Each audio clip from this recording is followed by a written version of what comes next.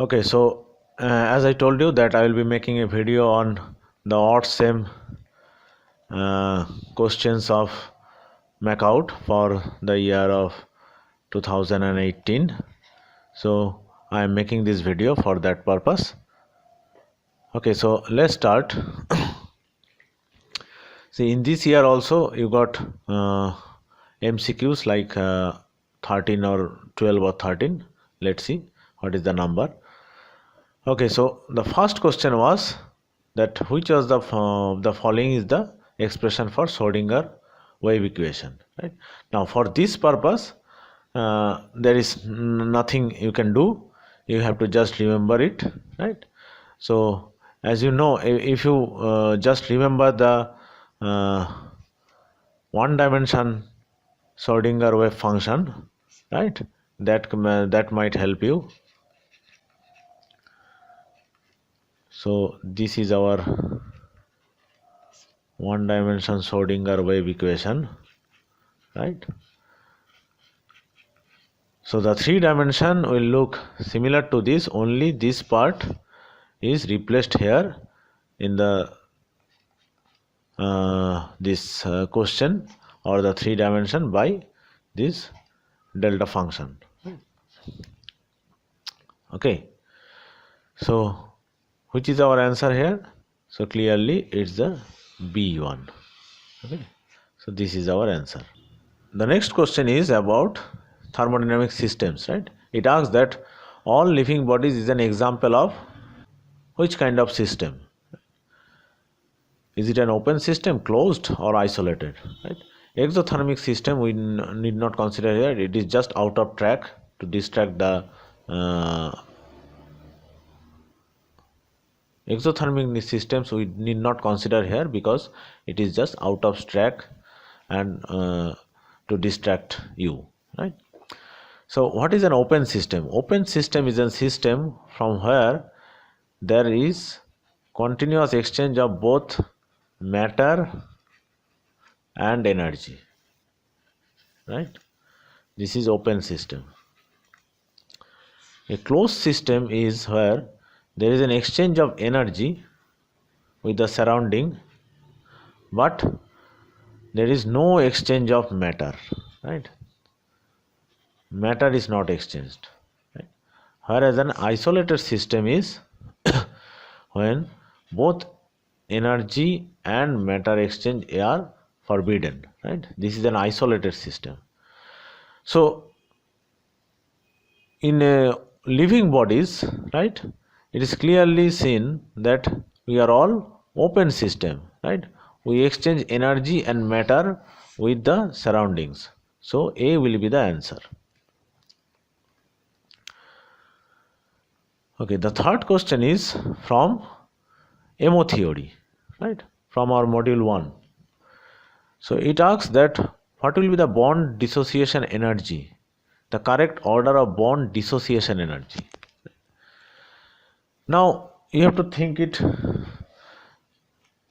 that bond dissociation energy depends on what? Of course, this will depend on bond order, right? Higher the bond order, higher will be the bond dissociation energy, isn't it? Because a double bond, triple bond will need more energy to break than it's a double bond, and similarly it will need more energy to break than a single bond. So if I can find the bond order and order it accordingly, then this question can be answered, right? Now if you remember the MO of this oxygen, right? Just I am taking the p orbitals, right? So we had something like this, and so this is the sigma star, this is the pi stars, sigma from the pi of course, and this is the pi orbitals, and this is the sigma. Okay, now you had electrons distributed like this. So how many electrons are there? 4 electrons in the outermost shell, right? The electrons in this I am not considering because they are cancelling out each other. Okay, now as per Horn's rule, again you have to fill up and see, so it matches. So we have 8 electrons here, 8 electrons here. So which is the HOMO now? This is our HOMO, highest occupied molecular orbital. Okay, and if you want to take out an electron, so from which orbital it will be? It will be from this one. And if you want to put an electron in oxygen dioxygen molecule, right, then also it will be this orbital, right, this pi star orbital. Okay. Now what is the bond order? Formula for bond order, we know it is the number of electrons in bonding orbitals minus number of electrons in anti-bonding orbitals divided by 2. Okay, so the bond order of this dioxygen is clearly seen to be 6 minus 2 divided by 2, so that is 2. We know that oxygen is double bonded. Fine. Now we have 3 other species here, right? So let us take one by one. If you have this species, right, the positive one, that means one electron is taken out. So you are taking out from the anti-bonding orbital. This is important. So you are taking out from an electron from an orbital which is anti-bonding in character. That means you are decreasing this one. So for this one, the bond order will be what? 6 minus 1 divided by 2. So it is 5 by 2, so 2.5. That means the bond order of O2 plus is greater than O2, bond order of O2 plus is greater than that of just O2. Okay, now let us take this one, O2 minus. What is this? This is a superoxide ion. Okay, so in this case you are putting an electron in the dioxygen molecule. That means you are putting the electron in antibonding orbital. You are populating the antibonding orbital. That means now the bond order will be 6 minus, this will increase.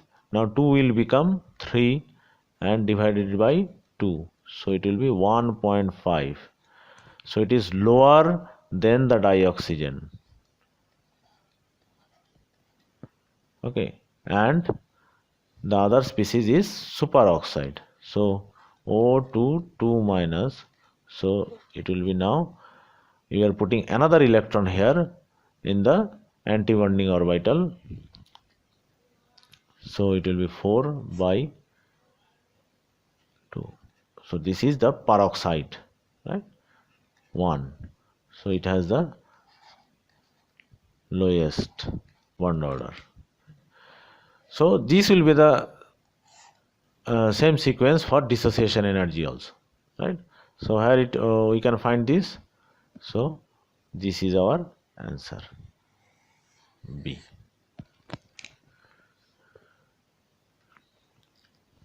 Okay, the next is the hybridization of XCF4. Now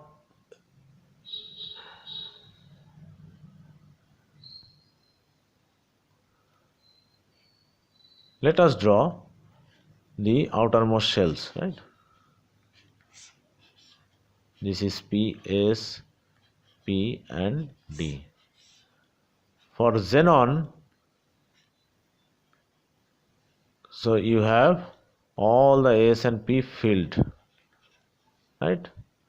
Now in XCF4 it has to form 4 bonds. That means you need 4 unpaired electron at least, right? So one is promoted. So in the excited state or in HCF4 it looks like this.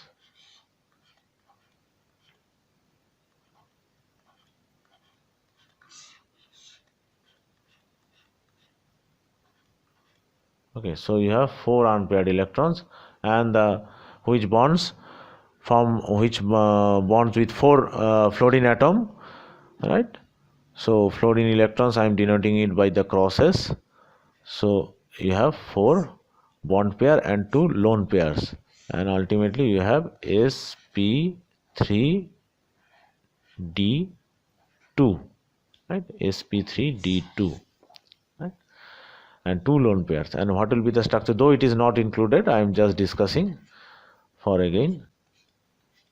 The basic structure will be octahedral, right? And the lone pairs will be farthest away as possible from each other, that is 180 degree apart. So this will be the structure. Okay, so this is a question from stereochemistry. So two compounds are given, obviously they are isomers, and it is asked if they are enantiomers, diastereomers, identical or constitutional isomers. What are the compounds? Of course they are 2,4-dichloropentane. 2,4-dichloropentane, right? Now, of course they are not constitutional isomers, right? So we can rule it out. We have only 3 possibilities. Okay, let us first draw the structure of this one, right? The line structure. Okay, so it is 2, and in 4 position there are chlorines, all the others are hydrogen, right? Now if you remember, we did a similar type of example in our lecture in this stereochemistry, right? And we discussed about this 2,3-dichloro or dibromopentane, right? Now these 2 cases are different because see, this molecule is not symmetrical, right? Whereas, so if it is R here and S here and it is reversed, then they are enantiomers. But in this case it doesn't matter.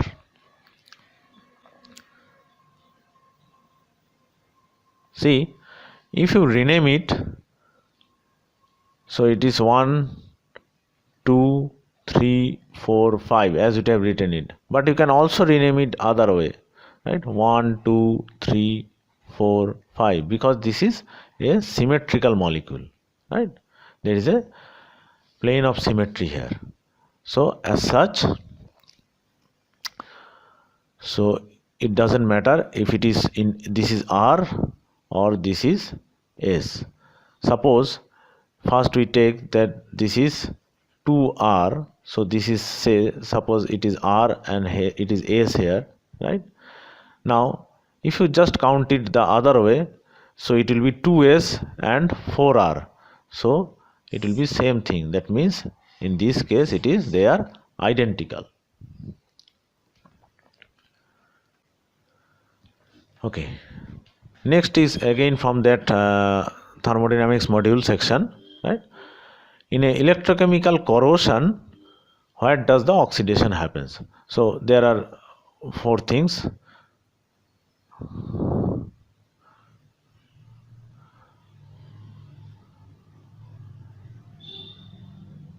So it asks that in a electrochemical corrosion there are 4 options, which is correct, right? So oxidation occurs at anode, reduction occurs at anode, both oxidation and reduction occurs at anode. It is not an example of oxidation reduction reaction. So obviously the last 2 are ruled out, right? So obviously electrochemical corrosion is an example of oxidation reduction reaction, and whatever be the reaction, both oxidation and reduction cannot occur at any single electrode. So this is also ruled out.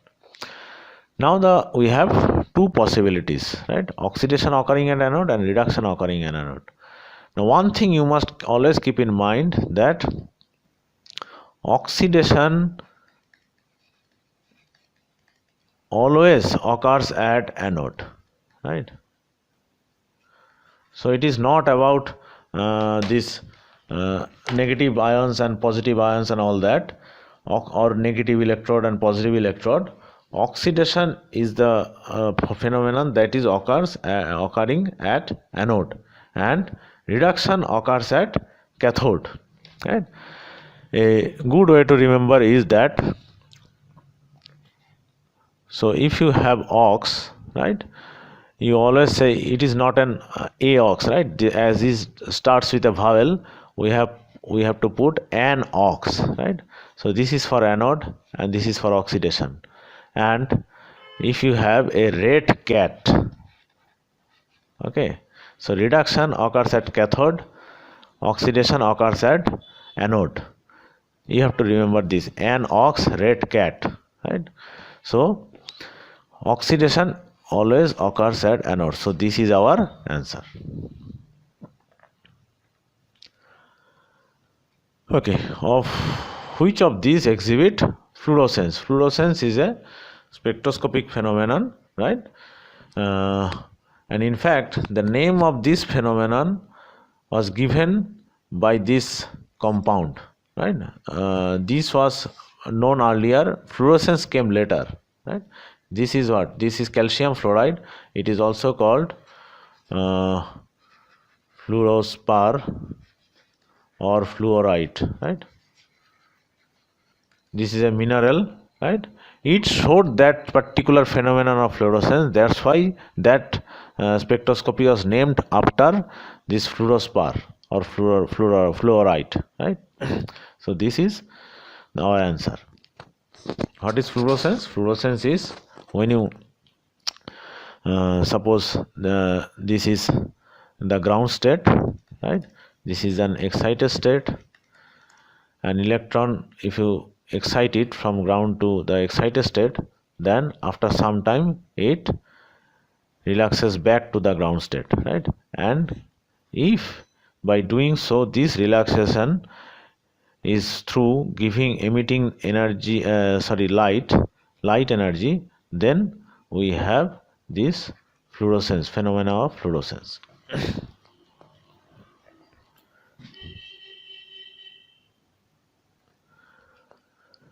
This is easy on, right? Unit of frequency is hertz, we all know, right?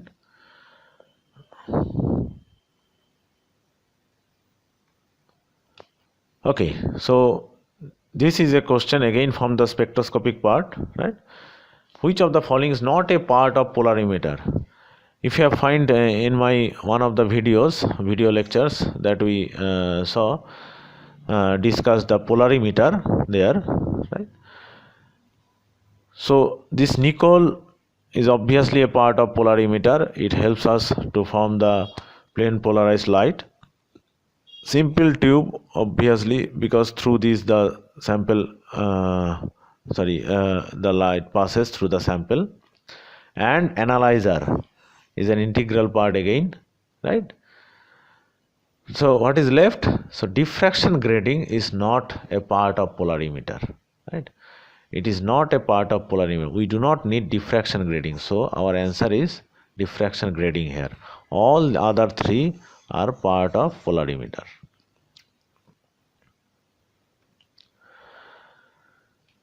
Again another one from spectroscopy, right? The nucleus which will not show any peak in NMR spectrum. That means which of the nucleus is NMR silent. Now for this there is a very easy rule to remember, right? So if you have proton and neutron, right? The number of proton and number of neutron you have to count, right? If both of them are even, then the nuclei is NMR silent. That means it will not show any peak there. All the other nuclei that it is even, odd, or odd, even, or odd, are NMR active, right? So let us see. So here is oxygen 17, so it is clearly a case of even odd or odd even. We do not have to bother because two numbers adding up to 17 odd numbers, so it is NMR active. 1H is of course NMR active. Here see, in the deuterium we have one proton and one neutron, so it is a case of odd and odd, right? So this is also NMR active. Now we are left with the oxygen 16. It has what? 8 protons and 8 neutrons, so this is a case of even. So this is our answer. This will be NMR inactive.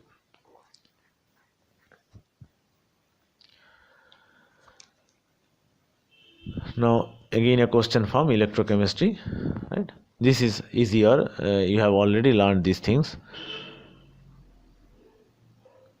Which of the following is true for galvanic cell, right? The cell potential is always negative. No, of course not, right? That means cell potential, this is E. If E is negative, then it we are not having any electrical energy out of it, right? Del G of the cell is positive, so these two are related, right? If del G is positive, then only you have E negative, because del G equals to minus N Fe, right? You know this relation, right? So if del G is positive, then E is negative, and if this is negative, del G is negative, then E is positive. Okay, so these are same thing, actually same statement, different statements for the same phenomenon. So both of these are not our answer. The product are less stable than the reactant. If the product is less stable, then what we will have? We will obviously again have a del G positive for the reaction, so it is not a spontaneous reaction, right? So this is also not our answer. Chemical energy is converted to electrical energy. This is our answer, right? In all galvanic cells, chemical energy is converted to electrical energy.